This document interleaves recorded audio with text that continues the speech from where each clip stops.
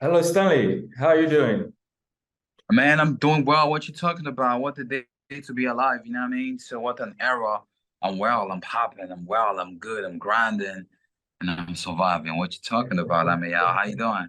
I'm good too. I'm good. I mean, it's been a while we heard from you. I mean, you were buzzing and then you took sort of a break.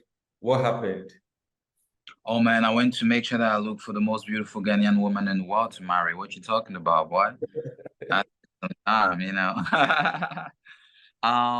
Yeah, but more seriously, it was time for me to just reinvent myself, because I've been having this whole King Kong thing as a creative, being around and sounds do change, things do evolve and da da da da. So it's very, very important that we try as much as possible to sit down, take a pause, and just be like, yo, what do I want to do next? It could take a year, it could take two, it could take a couple months, but I just had to take a break to just refigure out the adult I was becoming, you know. And yeah, so I just call myself the African gentleman, you know what I mean? I went to America, I stayed there for a while, I'm in Marrakesh right now looking for inspiration, but now we landed because now is a new season, is a new era, and we just feel that the world has to feel the vibe and feel the breeze. We're 10 years in music right now, so I want to go for probably another decade with God's grace. Not really trusting our talent alone because the talent is already there. You know what I mean? So having another vision, carrying our people on the shoulders and speaking for them where they can easily have a voice. Yeah. You've talked about the new era, you talk about evolution. In the last 10 years, what has changed so much that you've observed? Oh man, sounds have changed, patterns have changed, consumption habits have changed. Like African people, for example, used to be super proud of their culture, but now it's become a little bit more spread. At first, you could see like more Nigerians, more Ghanaians, you know, um, coming together, doing stuff. The Jollof Wars, we're no more in that era, you know what I mean? Like we are past. Now there's Amapiano in the cut, there's Ndombolo in the cut. There's a bunch of African folks, African or first generation Africans in the diaspora that are into music right now. It's the competition is tight. There's digital um, currency in the game as compared to people just looking at your numbers on YouTube. You know what I mean? Like some people may not be popping on YouTube and are popping on Spotify. Like the game has really changed, like, the way people do work. And there's a new school, look at young cats like Rema, you look at young cats like Ira. If you come to Cameroon, look at people like Tenor, look at people like Chris M. You can tell that there's a whole shift in the system. And yeah, man.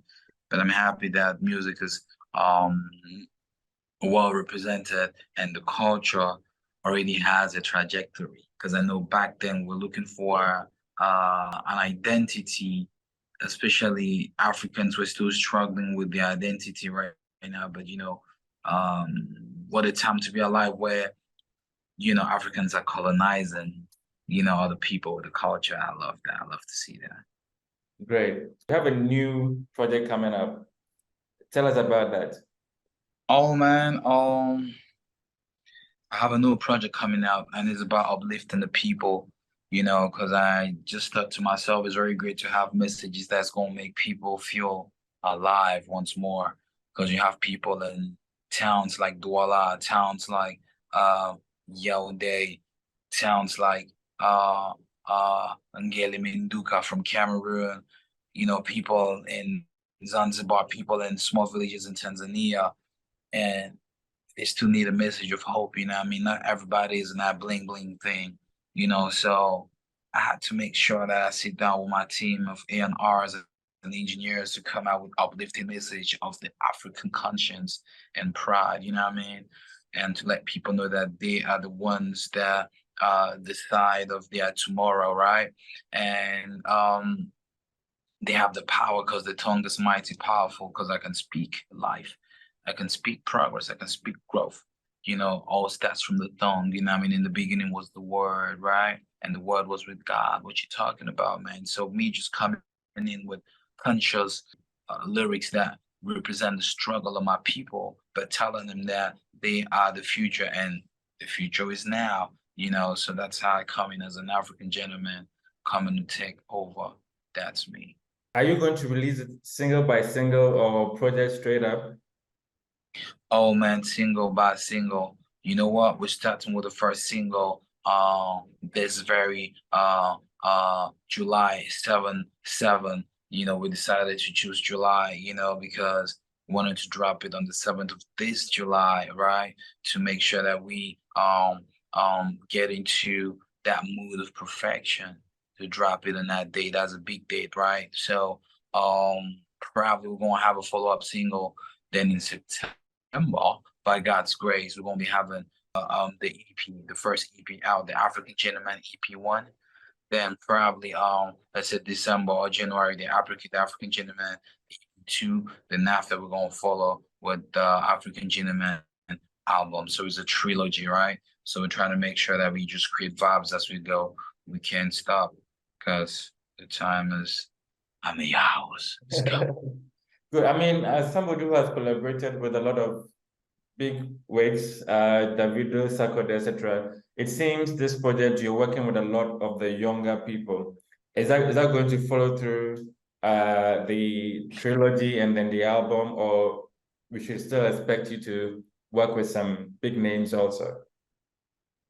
I'll work with whoever so far as there's respect. You know what I mean? I want to work with people that I feel very comfortable with, right? I don't want to work with people because of them greatness or because of them clout, right? I want to work with people with my 10 years experience. I don't chase, I want to attract, you know what I mean? I'll be working with people that want to work. I have a preference for younger people because they have a futuristic vision and sound. And yeah, but you know, end of it all, yeah, man, you know, we gotta just keep going, and I'm very open to collaborate with the greats. But I'll make sure that I only work with people that can give us the utmost respect because the God that I serve, you know, can take me to where I want to go, you know, yeah, on a solo basis. Yeah. Good.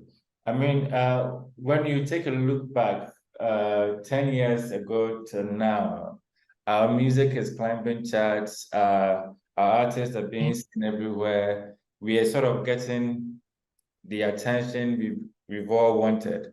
How does that make you feel? Does it also put pressure on you to want to achieve certain targets?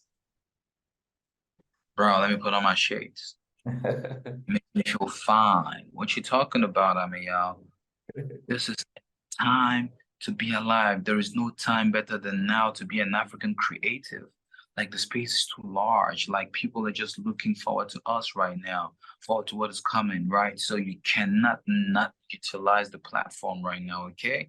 So of course there's pressure, you know what I mean? Because you want to do better, you want to outdo yourself. And by God's grace, I'm very sure that the team and the beliefs that we do have right now is going to take us there. Yeah, you know, I'm very, very excited for the future. I'm not really worried. You know, the only things that sometimes can get us worried is that we already have, you know, outside heads already biting into the culture.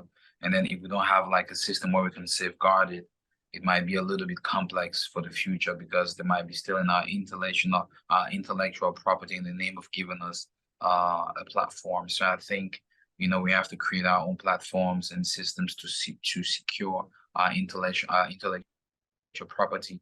But yeah, man, you know, no, not scared, no pressure in that sense, you know, positive pressure, I might say, because, you know, you're happy that your voice can be heard, you know what I mean? And it's time, Ameyaw. Can't lie. Fantastic. So Friday, new song coming out. What's the title of the song? Take us through how this song came about. I met this beautiful producer by name Coyote in Los Angeles 1 year ago. We were performing at this event called African. African had a concert in Los Angeles, you know, at the mall somewhere. He's a very good producer that someone introduced me to a couple of years ago.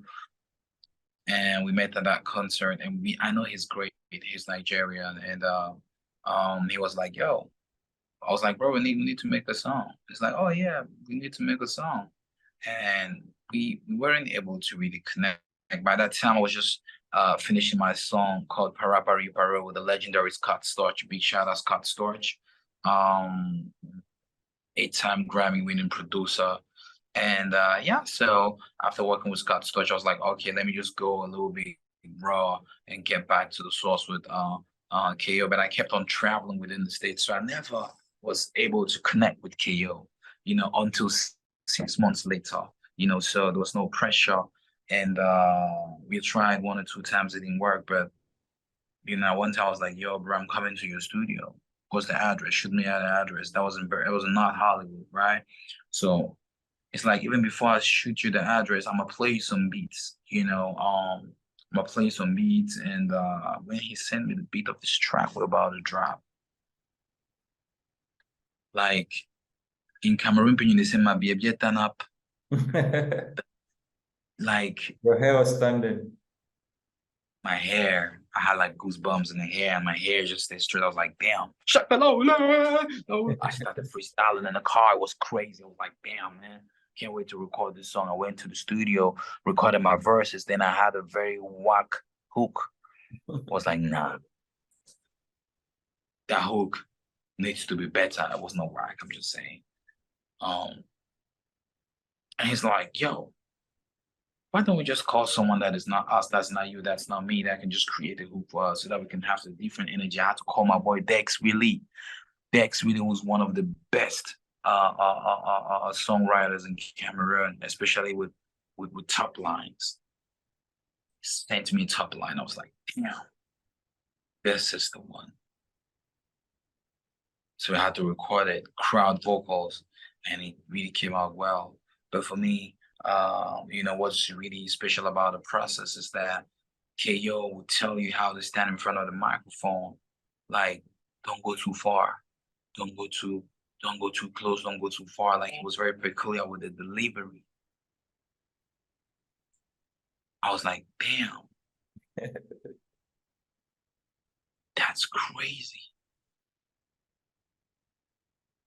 So fast forward, he gave me some few time. He said, yo, let him take some, a week or two to perfect the beat. Says he wants to change the guitar. I was like, no, but I'm already used to this guitar, you know what I mean? I was like, I'm not sure this is gonna be the best idea. This is gonna be the best thing to do. And after he's like, yo, no problem, trust me. I'm the doctor. I went to Berkeley College of Music. I'm like, okay, Kyo, no problem, you're tripping. Then when he sent me the next day, not even in 2 weeks, like he said, I was like, brother, I'm sure we've got one. So Takeover is a beautiful chant that really depicts the struggle of the people and the destination where African hustlers want to head to, which is perfection and sharing and just be able to succeed for the family, right? And beyond. So, yeah, man. So I can't wait for the world to discover the sound and discover the energy behind it. Super grateful. And African gentlemen at the takeover. Cheers. I mean, talking about taking over, it seems your country, Cameroon, is also buzzing. You have someone like Lebianca buzzing, and you mentioned a few of them also. What is it like in terms of the music culture now in Cameroon? Because sometimes the rest of us don't pay so much attention to that side. That's why I want to thank you, Ameyaw, because you're giving me a platform to talk about my country. And that's how attention can be paid, by going out and spreading the word. And I want to give a big shout out to Libianca's manager, Metro. He's from Ghana, great guy. I love to see African countries come together and shine and just create a combo. So for me, I'm very happy with what the baby girl is doing right now. The first time I heard her song, this is crazy, and I was very happy to see where it goes, and I'm very excited for the future for her. Met her in London, chopped it up, and can't wait to see where Little Six goes.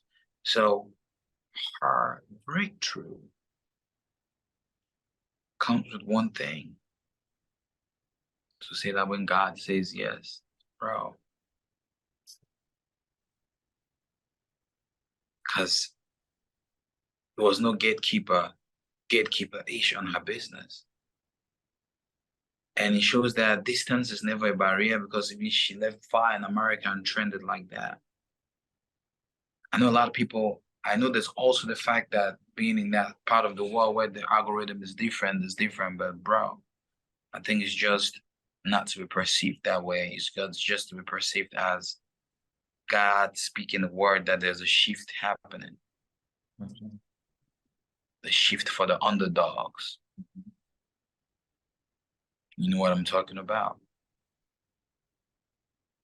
Minority would one day become majority. It's just a mind game. So that's why I'm coming and giving all my blood, sweat, and tears, and trying to make sure that I also diversify. Chaos from Nigeria. My UK manager is from Ghana. We have one in the States. She's from American Liberia. Just to see that us as a people, we can come together and create a combo to shine for the country, for the continent, and Africanism through music. That's what I stand for. That's what the African gentleman is all about. You should feel very Cameroonian when you're in Cameroon. Fantastic. I should feel very Ghanaian when I'm in Ghana. Exactly. By the way, my name is Kofi. Your You know what I Ghanaian mean? name is Kofi. Yeah, because I was born on a Friday. Good. Fantastic. So I mean, we've got the African Gentleman, we've got a trilogy, and then the main album coming up. Beyond that, what else should we expect from Stanley? Since I'm celebrating my 10-year anniversary in the music game, I want to host through this big concert and expect like 40 to 50,000 people next year, February, after the AFCON, inshallah. You know, so I want to just do big things, brother. But I don't want to I don't want to be on that level of over talk. Because the people that do it honestly don't even talk. So I just want God to use me and elevate me. And that's what I prophesy for myself. African gentlemen that they take over. Me, I I'm must sure we get. all need to experience everything come to fruition. Thank you very much, Stanley. It's been a pleasure speaking with you. And Thank you, Ameyaw. Thank you, Ameyaw. Well, thank you. That's a part. Thank you so much. The love I have from Ghana is too much. Thank you so much. You guys should stay the way you are. You guys are one of the most coolest people in Africa. We try. God bless you. Thanks. God bless you.